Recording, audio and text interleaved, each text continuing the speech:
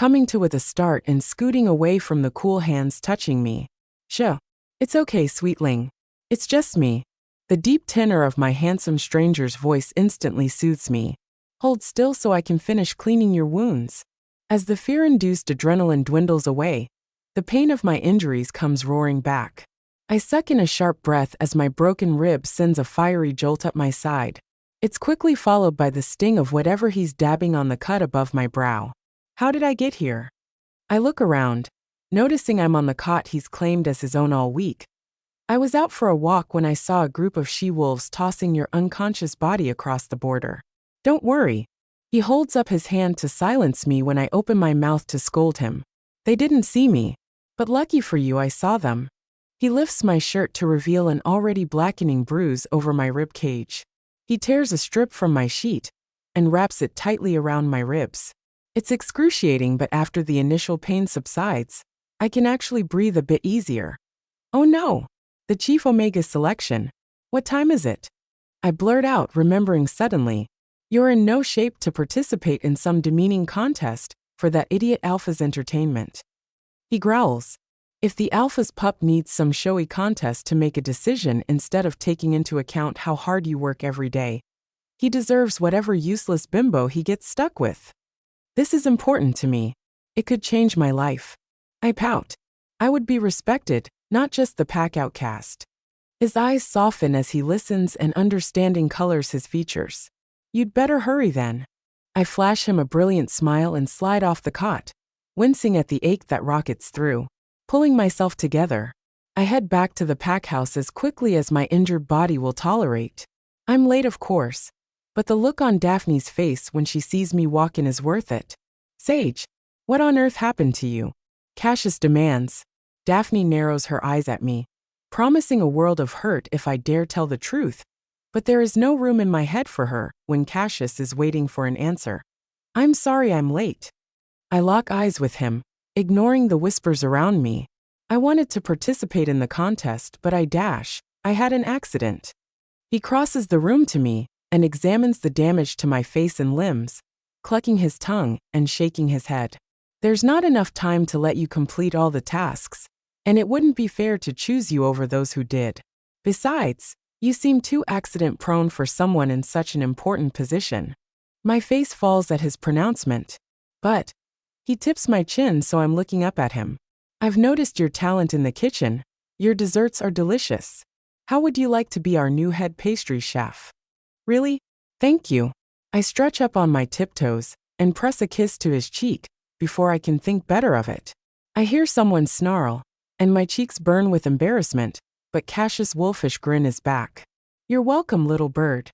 As soon as I can, I head home, anxious to tell my new friend the amazing news. I burst through the door and the words come spilling out, my excitement bubbling over. I thought he would be happy for me, but he levels me with a frown instead. Doesn't that seem odd to you? Why would the Alpha's son do something so nice for the pack outcast? I flinch at the demeaning tone in his words, but ignore the hurt and decide for once to stand up for myself. I have worth. Just because you and the rest of this pack can't see it, doesn't mean he can't. I snap haughtily. A frustrated growl rumbles in his chest. I'm just warning you to be careful. Alphas are known to use omegas then toss them away. Don't let him flatter you right into his bed. If my cheeks were red before, they're flaming now. But I'm as furious as I am humiliated. Maybe you're the one who should be careful. I told you not to walk around outside. You'll get us both killed. I turn on my heel and storm away with all the indignation I feel, heading for the only room in this house with a door, the bathroom, and slamming it in his stupid face. Sage, please come out, sweetling. It's important. I hear my guest call to me through the door. Leave me alone. I bite back that I'm still mad at him for the disrespectful comments he made earlier, even if I do go weak in the knees at hearing him call me sweetling. Suggesting I'd let Cassius or any alpha use me as a sex toy was a step too far. I may be inexperienced, but I read romance novels. I know what a fuckboy is, and it's not Cassius. Implying I'm too stupid to know the difference is just insulting. Please. He's scratching at the door now and his voice is closer, his tone pleading. I'm sorry I hurt your feelings. It wasn't my intention. But we really need to talk. I cracked the door, peeking through the thin strip of space to find him just on the other side of it, staring back at me with those slate eyes, unreadable emotions swirling in them. I sip air in short little gasps. Why does being so close to this man make me feel so warm? I have to fight the urge to fan myself. There you are, sweetling, he murmurs deep in rumbly, and I feel it in my core. But his next words douse the building fire. I think we might have a problem. I heard a noise outside, so I looked out the window. I only saw her back, but someone with long black hair was running into the woods. I think she may have heard us talking or even seen me. I could be wrong, but the woman's clothes were nicer than anything the wolves in this area are wearing. I can't think of a reason anyone from the inner circle would come this far out if they weren't looking for something specific. Oh no, if she tells someone, they'll come for us. No one can find you here. I pace the room, my voice rising as I speak. What do we do? Hurry back to the pack house and pretend like nothing happened. Just go back to work as you normally would, he suggests. Don't worry about me. I can take care of myself. Okay, I'll go now, I say, already heading for the door. But he grabs my wrist and pulls me back so hard I smack into him, bouncing off his chest. Stay safe, sweetling, he cautions, looking in my eyes as he kisses the back of my hand. He seems to come back to himself, dropping my hand like it burned him. I don't have time to think about why that might be, dashing out the door to begin my mission. I'm almost to the pack house when sirens blare all around me. Uniformed warriors storm into the yard and fan out everywhere. I duck behind a tree, listening to their general barking orders. Rogues have breached the border. I want everyone on alert. Try to bring them in alive. I whirl around in a panic, heading back the way I came while dodging the guards who seem to be everywhere. People are pouring from their homes with their weapons poised, the whole pack on high alert. My body aches and I'm out of breath, but I don't stop that I can't let them catch my new friend. For both our sakes. Alaric, what's going on? I jump to my feet when my little savior bursts through the door. Some of her wounds are bleeding, the scabs torn open. She's only just starting to heal and obviously pushed herself beyond the limits her wounded body could handle. Rogues! She spits out between ragged breaths. They've breached the border. The guards are combing every inch of Blackthorn land, hunting the intruders. You have to go before they find you here. Please. If they find you here, you'll be killed. I would die if anything happened to you.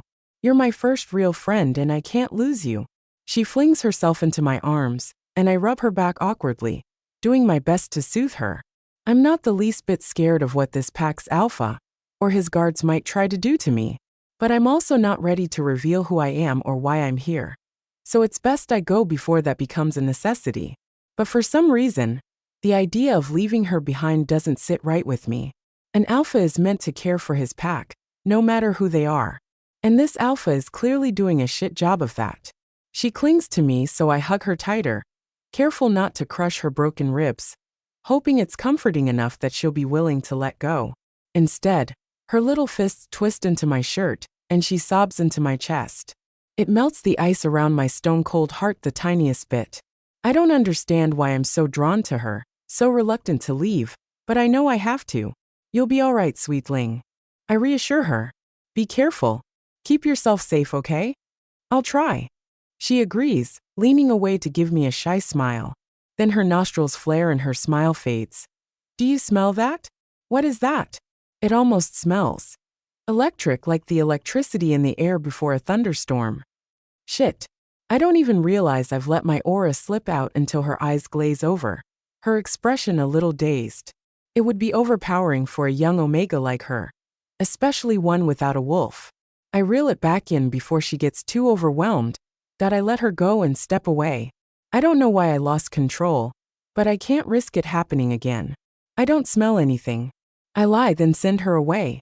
You better go now, back to the pack house where it's safe. If there are rogues wandering these woods, you shouldn't be out here alone. She hesitates for a minute, then finally agrees with a reluctant nod. I stand there watching as she walks away, wondering what it is about the tiny girl with the delicate features and strange, violet eyes that calls to me the way she does. My emotions are locked down tight. I never lose control, but I did today with her.